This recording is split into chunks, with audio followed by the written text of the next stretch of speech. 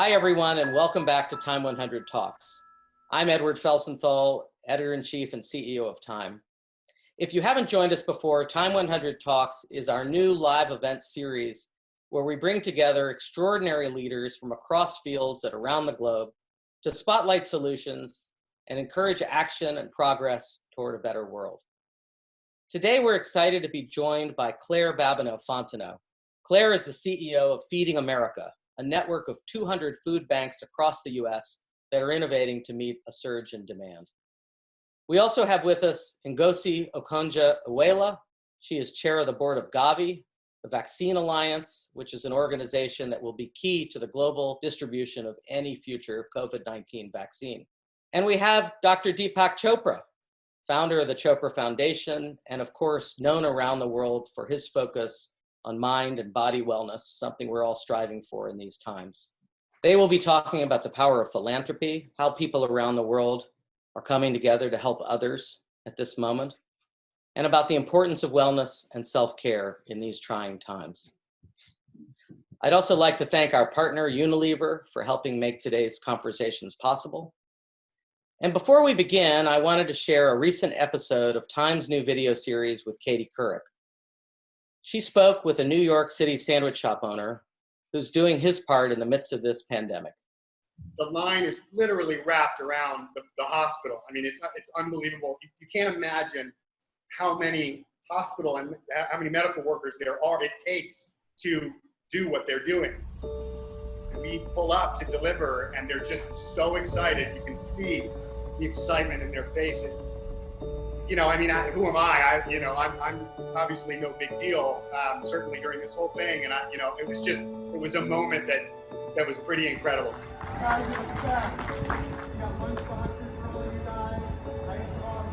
In many ways, you and your workers are on the front lines because you're providing nourishment and I would say a little bit of love to all the healthcare providers who are working so hard these days. Tell me about some of your efforts, John.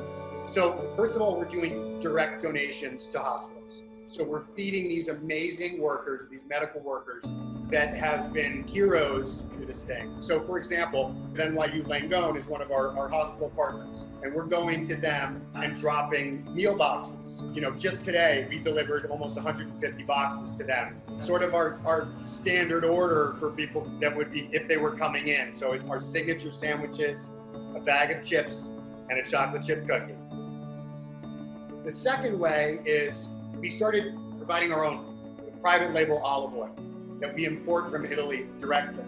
And we just launched it pretty much at the same time as this happened. And so I said, let's partner with someone and do this thing together. And we're giving 20% of our proceeds are going to the World Central Kitchen that Jose Andres founded 10 years ago to feed the hungry around the world. And it's been really exciting. You know, one of the greatest parts about this is the sense of community that's come out of it. And honestly, every time we make a delivery, I'm humbled to be a part of the process and to be part of the effort. And believe me, I'm a very small part of what people are doing across the country and the world. As we've pulled up to, see these people in line, their faces just light up. You can tell they're tired, but you can also tell that they don't care that they're tired. There's a real motivation behind what they're doing. And I mean, obviously, just by the nature of what they're doing, they're really some of the hardest working people in the world. But you can also tell they're not going to stop. When this whole thing started, it was a real panic mode. Sadly, I've had to let over 95% of my workforce go, but have been able to increase my workforce as business has risen, largely due to our philanthropic efforts. And I will continue to do that, as we continue to grow this effort. Sustaining our business in the beginning was the most important thing. And now, it's sort of shifted into this where we can feed the hospital workers and provide for the community, but also try to keep ourselves afloat. I'm proud to be able to support both right now. And now I'll introduce my colleague, Time Senior Editor, Haley Sweetland-Edwards, who will be speaking with Claire Babineaux-Fontenot. Haley, over to you. Thank you, Edward. Hi, I'm Haley Sweetland-Edwards, and I'm joined today by Claire Babineaux-Fontenot, the CEO of Feeding America, the nation's largest hunger relief organization. In 2019, Feeding America's network of food banks and food pantries distributed more than 4 billion meals. And now, amid this extraordinary economic recession, those same food banks are reporting a surge in demand across the United States. We've all seen the videos showing miles and miles of cars lined up for food distribution centers. So Claire, we so appreciate you making the time to join us during what is obviously a very busy time for Feeding America. Well, I'm so pleased that you would have me. Thank you so much for the invitation. Thank you. Can you tell us a little bit about the reality on the ground and how it's changed in the past few months for the food banks in your network? Prior to the pandemic, our organization, as you mentioned, provided 4 billion meals, 4.2 billion meals to about 40 million people. According to the USDA at that time, there were about 37 million people who were food insecure, which just basically means people who do not have consistent, predictable access to a nutritious mix of food. Since then, around the United States, we've seen precipitous increases in demand. Some of our food banks have seen as much as 200% overall increase in demand. And at peak so far, it went up to an average of 70% increase. I don't know, as they say, one robin does not a spring make, but in our last pulse survey, we finally saw the demand come down at least a little bit, but it's still close to 60% increase in overall demand. We've served, just during the pandemic, 1 billion meals already, and we're on track this pace of need to, rather than 4.2 billion meals, we're looking at serving over 5 billion meals this year. Time reporter Abby Vasulis wrote last week about the dearth in donations. Usually food banks receive boxes of shelf-stable items like peanut butter and pasta and things, and they're not receiving those now. How is Feeding America's partner organizations dealing with that? We're having to really just rewrite the playbook.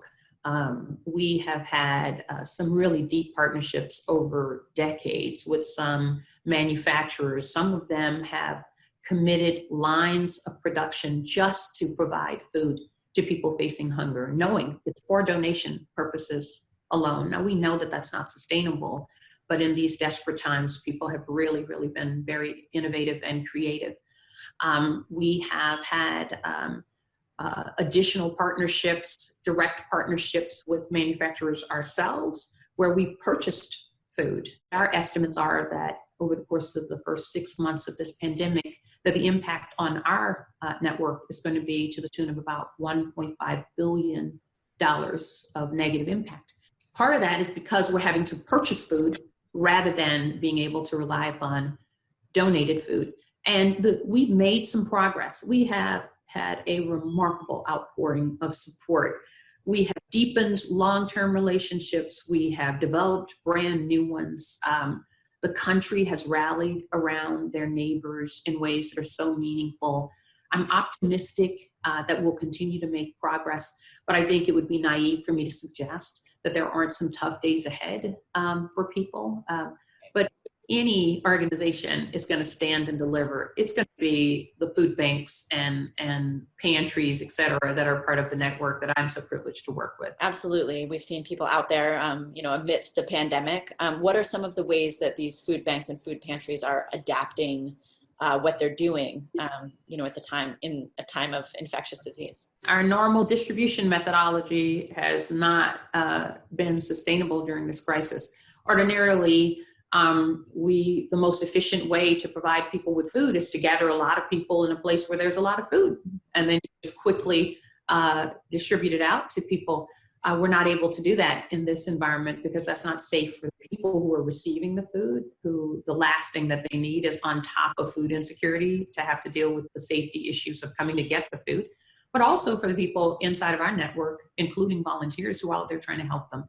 So some of the things that we've done that are different is those lines that people have seen on television and in pictures. Those are usually at centralized distribution points where a person who's in need of food drives up, and that food is provided in the trunk by people who are wearing masks, who are wearing gloves, who are practicing social distancing. That's a less efficient way to provide the food, but it certainly is the right way to do it, so that we can protect everyone involved. We have some of our food banks have been so creative. They've done mobile pantry sites in communities, but they've also gone down school bus routes in neighborhoods where the vast majority of the children qualify for free and reduced meals, and they've brought them to people's houses and then practice social distancing, dropped the food off, made certain the family was able to receive it and move next. So again, these are not efficient ways. It's not the way you build an efficient supply chain, but we're very, very focused on making certain that we're doing it in a safe way, and that we're getting to where the needs are. Another thing that Abby Vasilis was reporting on is the lack of volunteers. I mean, you're describing these people sort of taking extraordinary measures and really acting as frontline heroes to get food to people, but there aren't enough volunteers from what I understand. How are your partner organizations getting around that? Yeah, this is true. So I sometimes refer to this as a perfect storm, because we have increased demand, we have decreased supply, and we also have a decrease in volunteers. And there are a couple of good reasons why that's true. One of them is that inordinately, of the 2 million volunteers that we have around the United States in normal times, they are inordinately elderly. They're at high risk.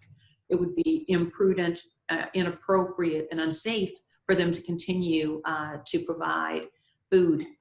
The other reason is that these centralized distribution points are, though they're not the most efficient way to deliver food, they're a more efficient way, at least, to do so.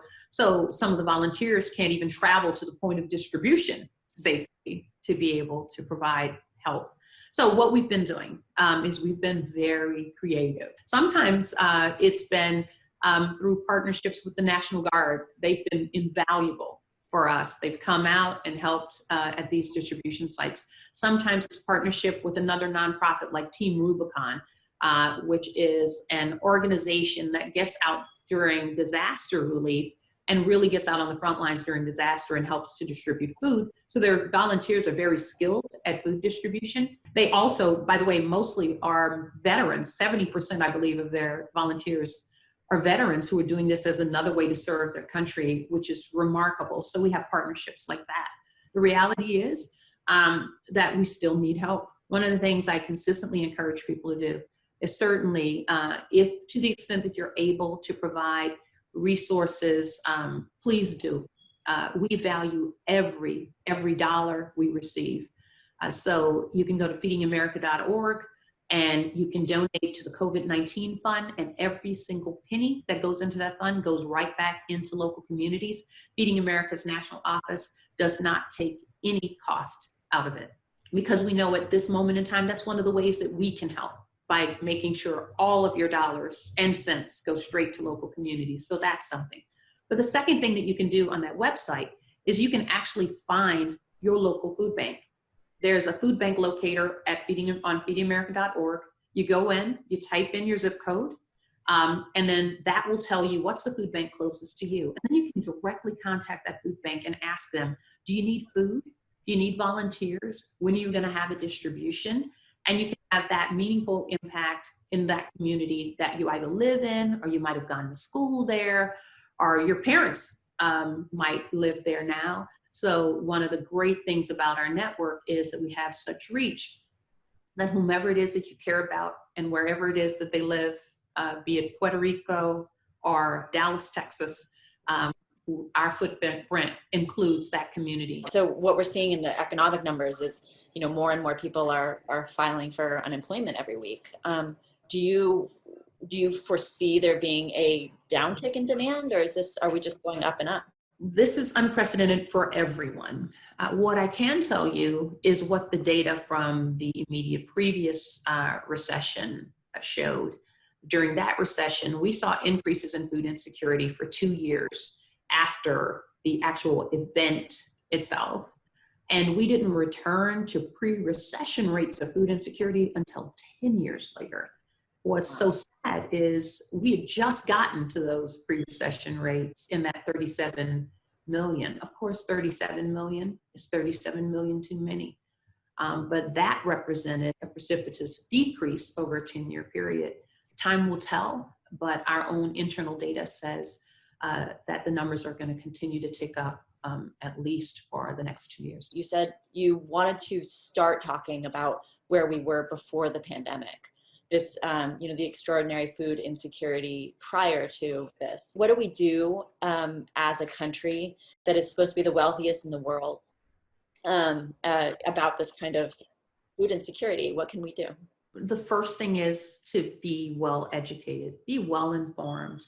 I think we have a responsibility to know things like before the pandemic, 72 billion pounds of perfectly edible food were going to landfills, while 37 million people were food insecure. So be aware, understand. Hopefully when you go to feedingamerica.org, we'll provide you with some good information so you can become aware. A second thing that I would say is expect the people who represent you to be aware as well. Expect them to care about the things that you care about. Let them know, let your members of Congress know that feeding people who are food insecure is important to you. Be aware of what their record.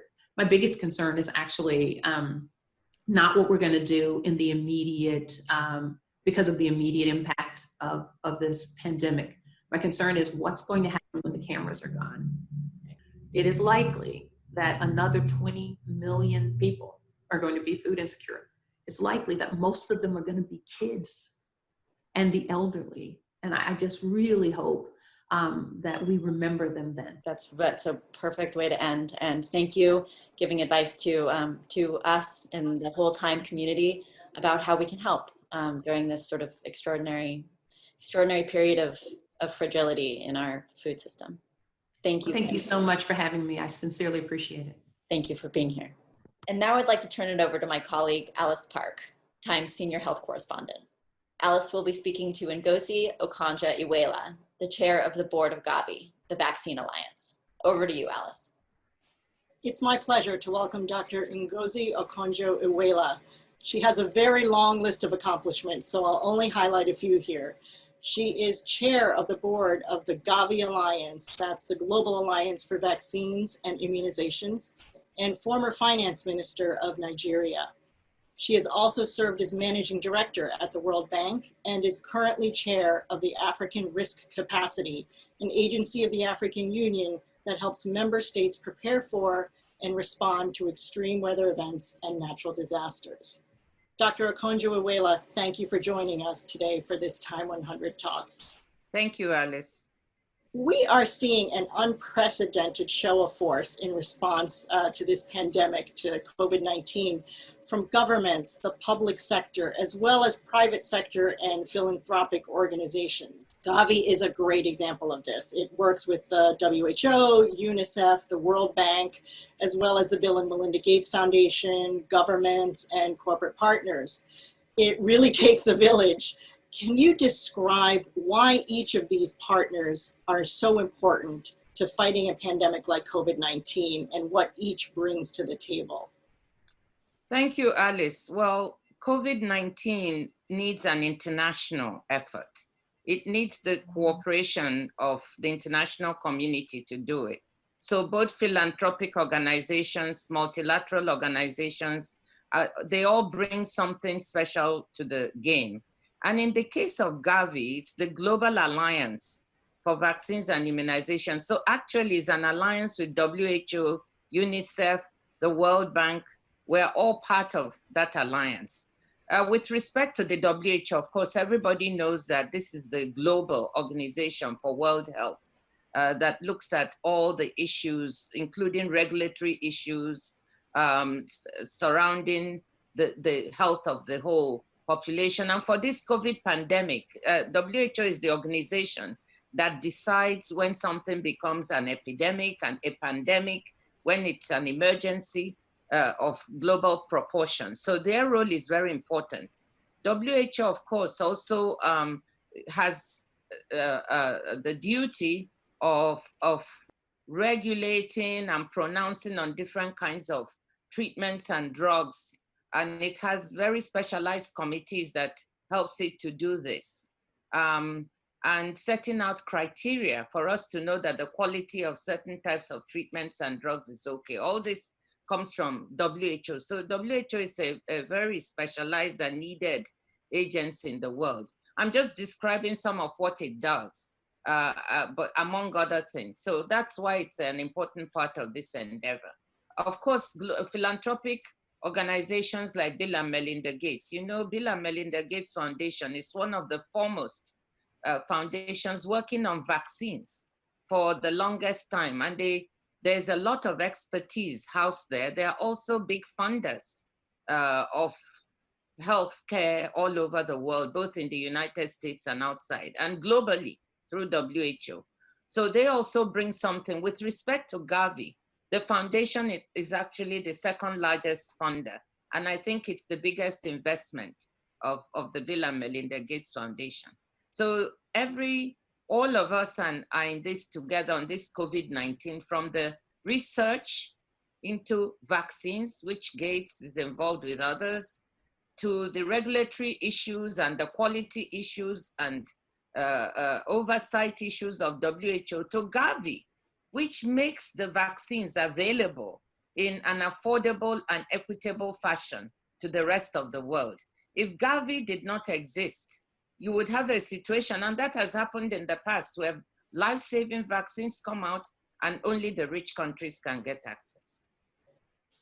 And you've recently written about the urgent need for a vaccine for COVID-19 and made the argument that it's not just a public health necessity, but it's really a global good. That's the right of every human being on this planet.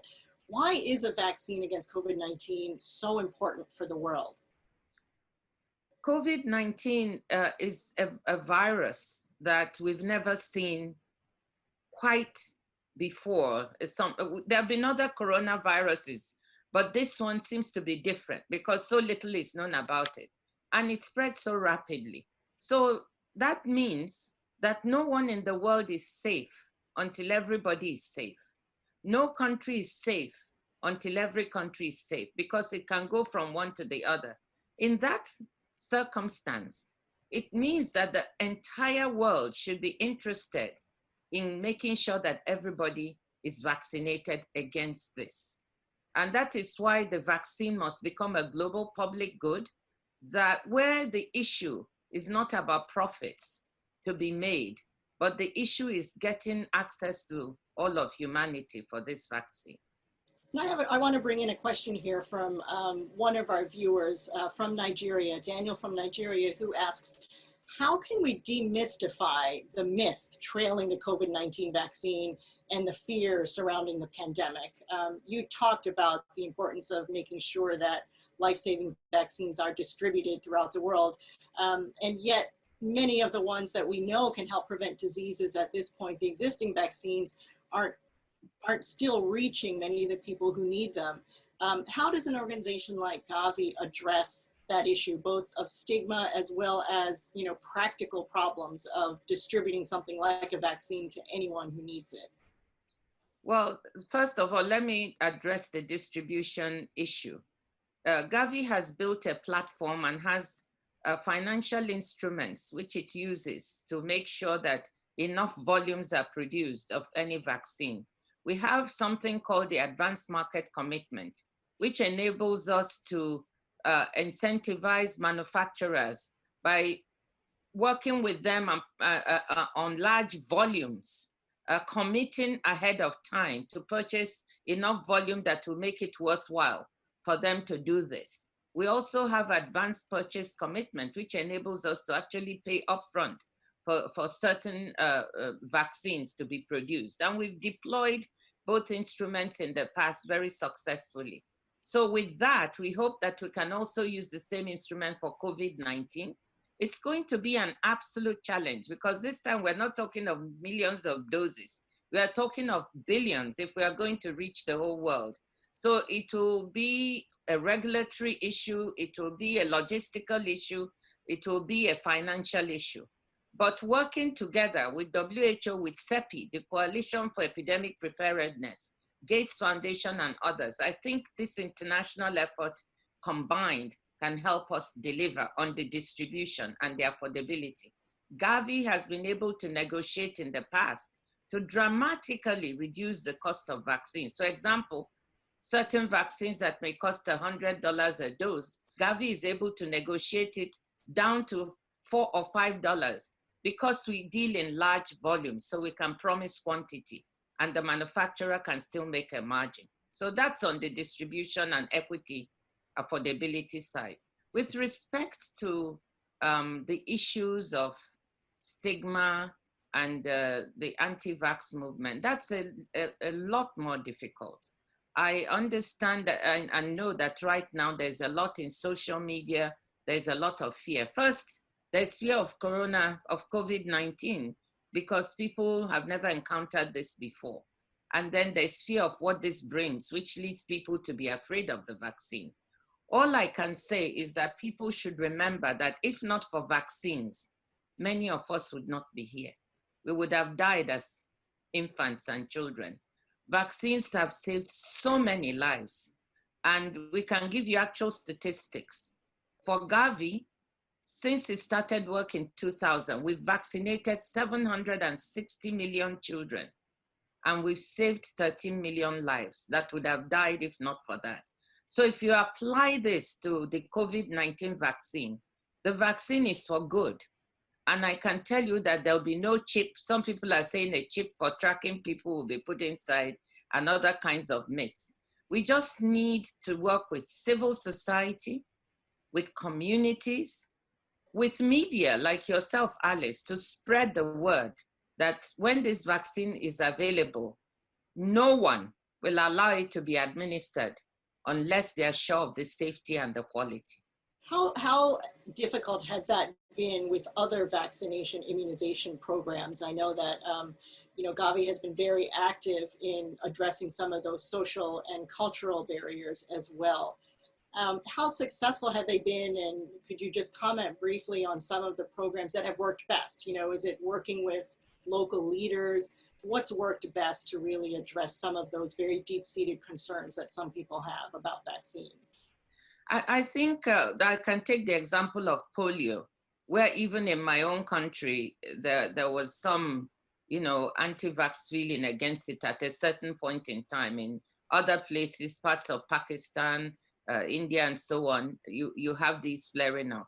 And I think working together with the Bill and Melinda Gates Foundation, getting down to the ground with religious leaders, with traditional rulers, with women's societies, with community leaders, working through women's organizations.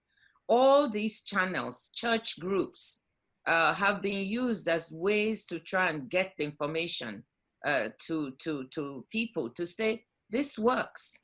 In fact, in my country, some of the policymakers and the ministers and president took their own children to be vaccinated in public so people could see that this is not harmful.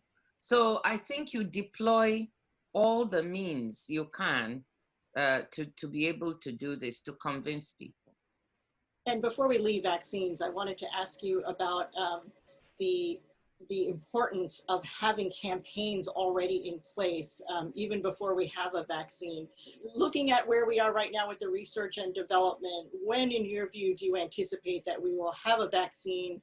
And are the measures to sort of make sure the economic measures, these social and cultural measures, already starting to be put in place, anticipating for when that's going to happen? Well, I always hasten to say I'm an economist, not a scientist. So we have to listen to the scientists on when a vaccine would be available. Sometimes, most times they say not for 12 to 18 months. And it may not be one vaccine, it may be vaccines, I think, which would be a good thing for the world, because that will mean that we can have many more available for everybody. So that's the timeline, and everybody is very hopeful. Occasionally, I also hear there may not be a vaccine, but I think everyone is cautiously optimistic that there will be one. So because of that, the international community with the WHO at the center, Gavi and so on, have started thinking, what do we need to do, start to do now to mobilize the resources to make this possible and to start talking to people and laying together the logistics, which is quite complicated for getting it done. The European Commission, I think a week ago, had a fundraising event led by Ursula von der Leyen, the president of the European Commission.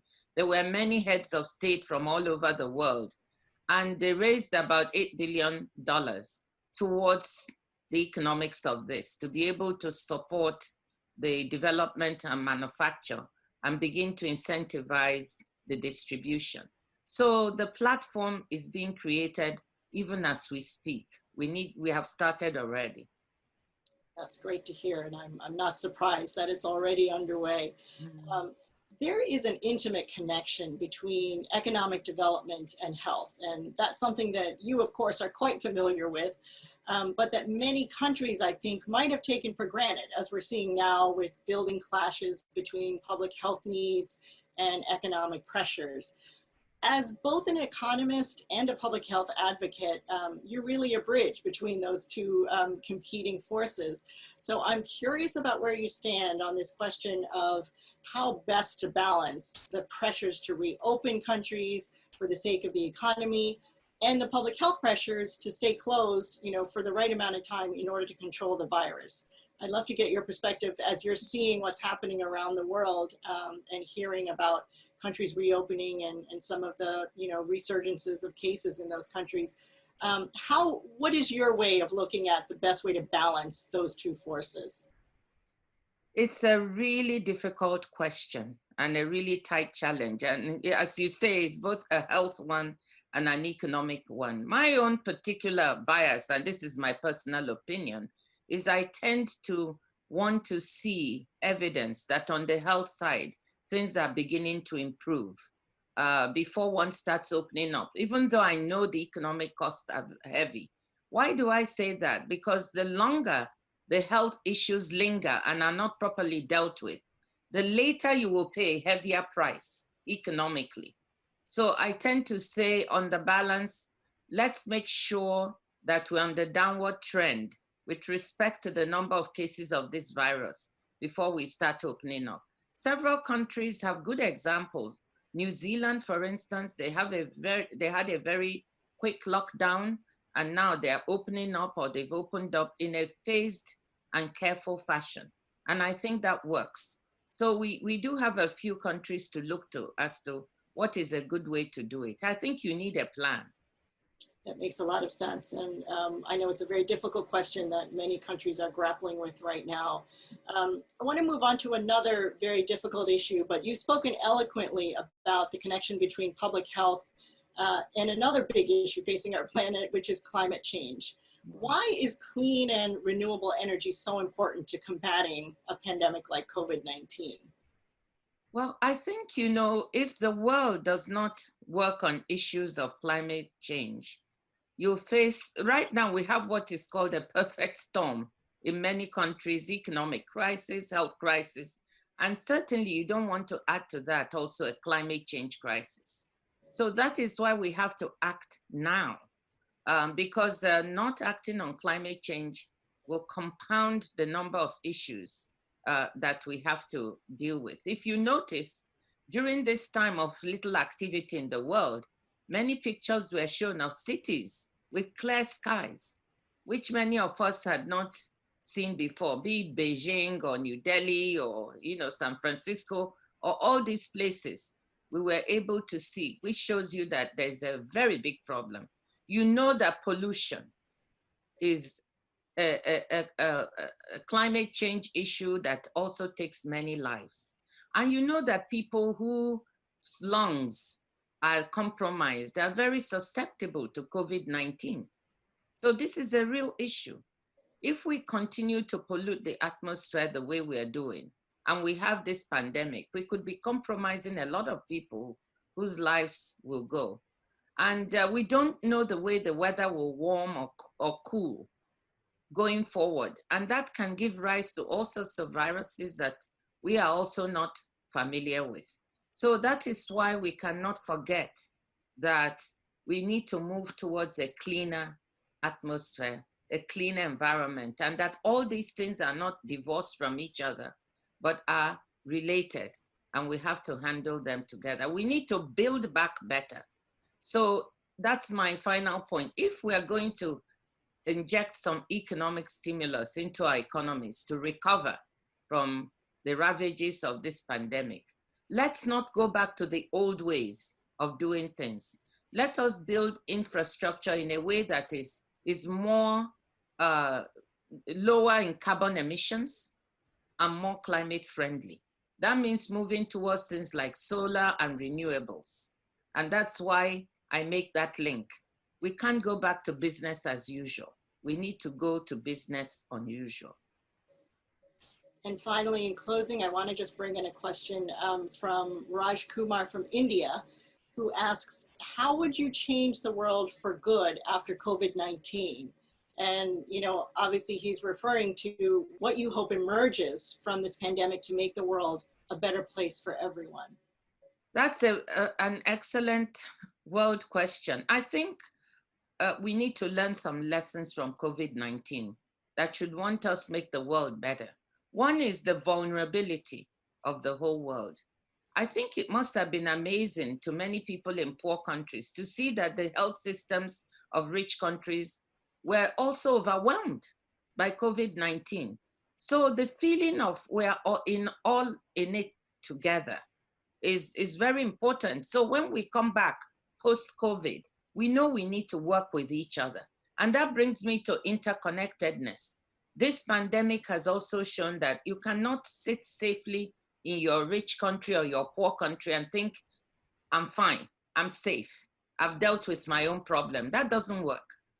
This involves everybody. We are so interconnected that after COVID-19, I hope that those kinds of associations that bring the world together, that multilateralism that we need in order to survive, that we'll go back to it and strengthen it, because without it, we will not be able to make it in future.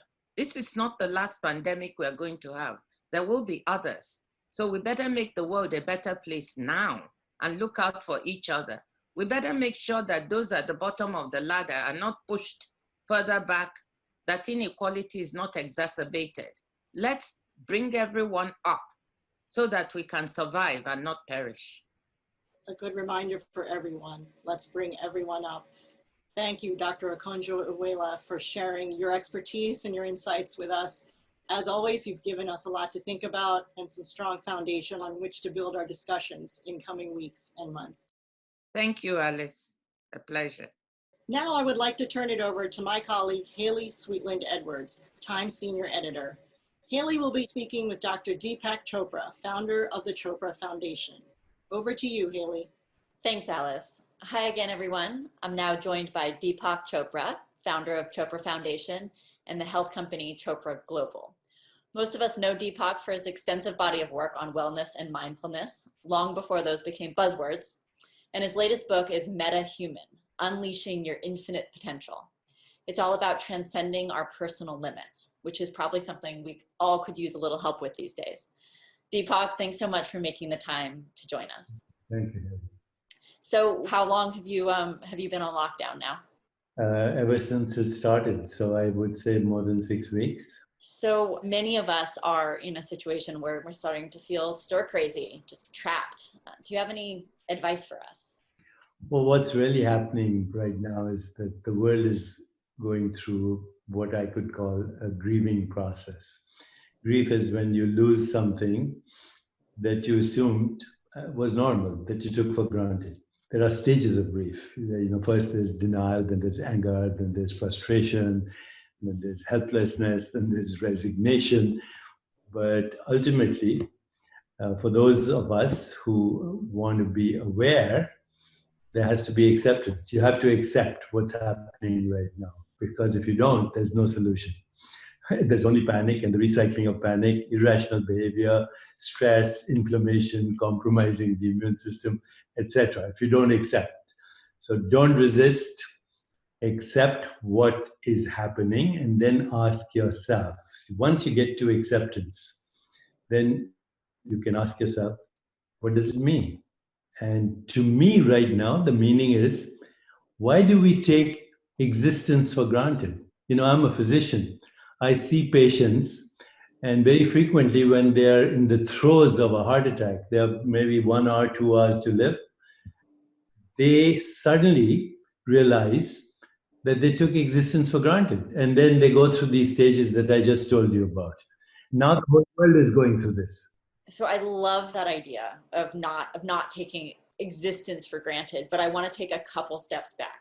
Like, how do we even sort of get to the place of acceptance in the first place? No, it's actually the fifth or sixth stage. You go through all the previous stages: denial, anger, frustration, resignation, helplessness, and then you suddenly realize you can't do anything other than accept. Can you change the situation as of this moment? And so the first thing you do is you close your eyes and say, what am I grateful for? That's it. Close your eyes, say, what am I grateful for? See what comes up in the form of a sensation or an image or a feeling or a thought. And you'll find, wow, in spite of all that's going on, I'm grateful. First of all, I exist. I'm grateful for that. I'm grateful that I'm relatively better off than a lot of people. I'm grateful that there is love in my life. I'm grateful I can receive and give love. I'm grateful for my friends, for my family, for my community. At this moment, even for the world, which is coming together. So the moment you ask yourself, what are you grateful for? Suddenly, all the stress goes away. Try it. You'll see immediately inflammation goes down, inflammatory markers go down, the body relaxes, and suddenly now you have meaning. And once you go from acceptance to meaning, then you reinvent your life, which is what I'm doing. Reinventing my body, resurrecting my soul, sharing with other people what we can do to reinvent ourselves completely at every level. Do you recommend this practice of sitting quietly with ourselves and thinking about what we're grateful for? Is this a daily thing we have to do, a weekly thing, or just when we feel ourselves slipping? Well, I keep a gratitude journal. So before I go to sleep, I just write down, what am I grateful for that happened today?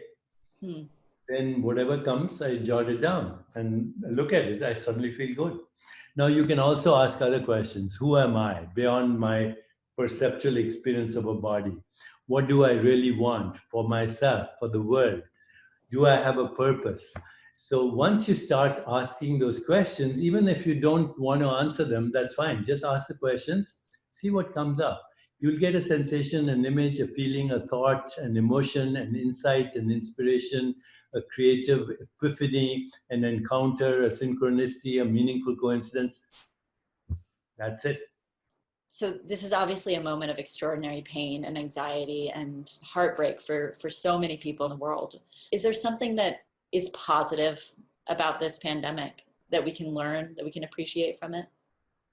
Look at the big picture. Okay, viruses have existed since life existed.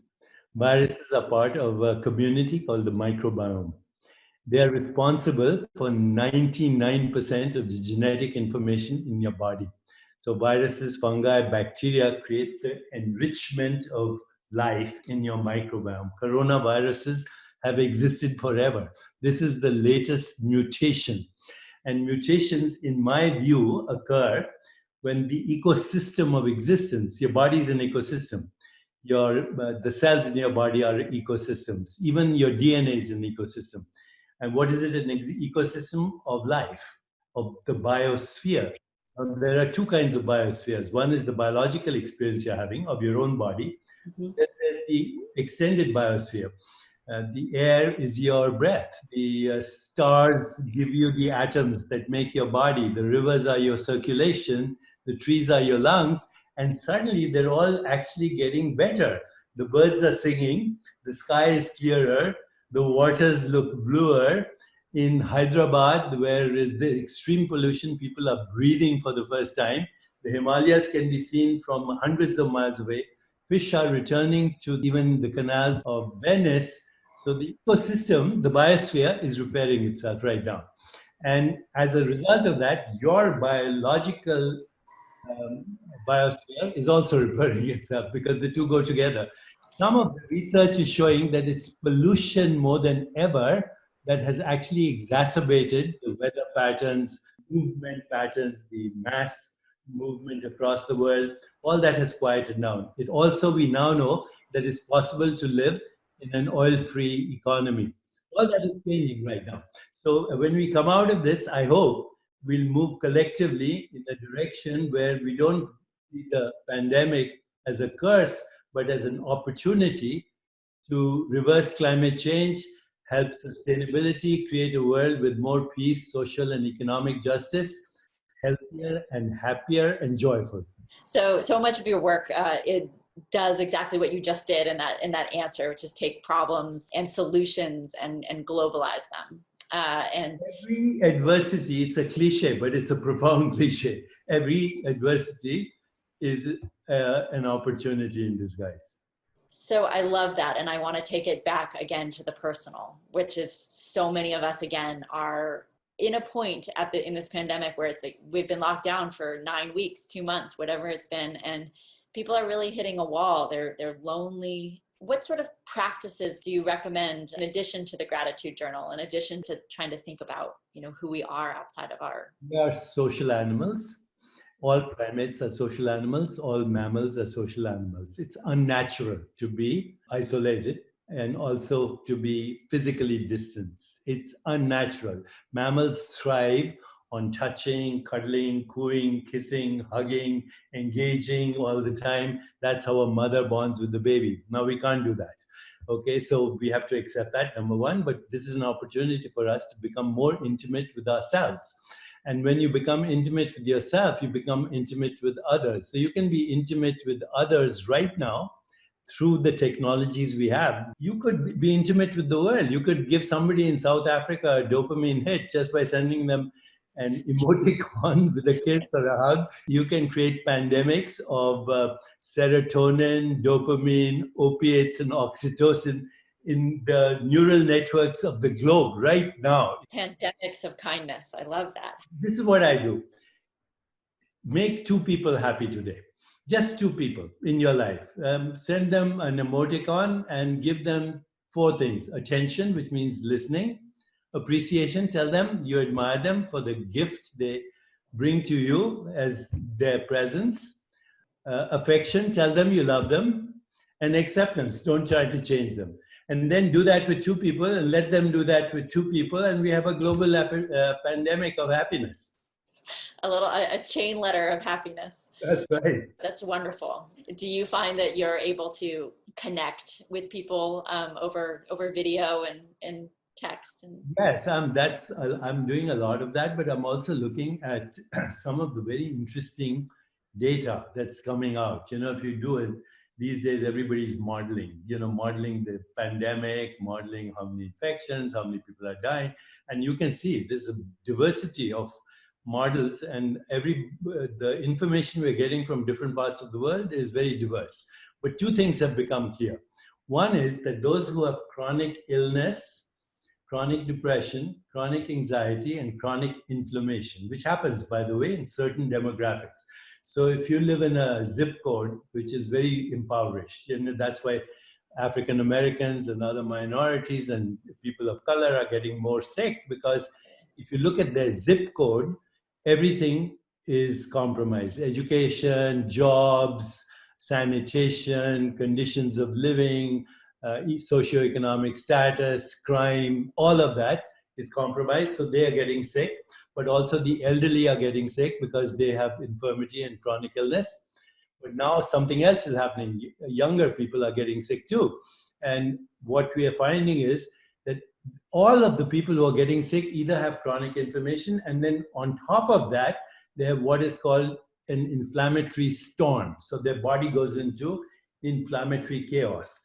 If you practice meditation, mindful awareness, deep breathing, reflective self-inquiry, the way we mentioned, gratitude, little bit of exercise, anything that enhances mind-body coordination like yoga or Tai Chi or Qigong or martial arts. And you can do this all online, by the way. You can do it on Zoom. You can attend any class. you will start to counteract the stress, which is as dangerous for morbidity and mortality as the infection itself. So there's infection, there's financial concern, and there's stress, and they're all entangled. Start with managing your stress. You'll make better financial decisions. You'll start to feel better biologically, and then you'll be able to help others. And send a text message too, sending on that pandemic of kindness and goodwill. Spread it. Let's create another pandemic of joy, happiness, love, compassion, empathy, insight, inspiration, creativity. We're in this together. And also not use this metaphor of violence, war on COVID-19. These coronaviruses are very useful for our survival, and this will go away. I guarantee you that everything has a life cycle. These things have occurred for hundreds of years. We just don't have memories. My father spoke about the Holocaust. My grandparents spoke about the First World War. Every century when these things have happened, humans have come out stronger, more creative, new technologies have come out. All this is happening right now. Absolutely. So this too shall pass. And we have to end the conversation there. But I want to ask you what you're going to write in your journal tonight.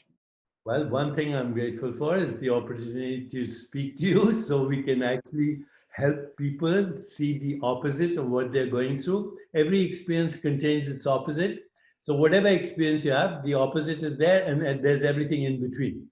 So, there's, of course, stress, panic, recycling of inflammation, but there's also creativity. So all I want to say is the worst use of imagination is stress. The best use of imagination is love and creativity. So the mantra should be love in action, and then the rest will take care of itself. I love that. Thank you so much for being with us, Deepak. It was an absolute pleasure. Edward, over to you. Thank you, Haley and Deepak Chopra, for that insightful conversation. Important guidance for all of us in these stressful times.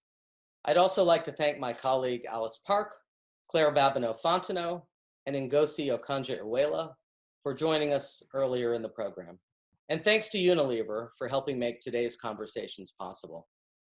All of us at Time hope that Time 100 Talks are providing helpful information and guidance as we all look toward a new normal. If you'd like information on prior talks or future ones, just head over to time.com/Time100 Talks. Thanks again, and see you next time.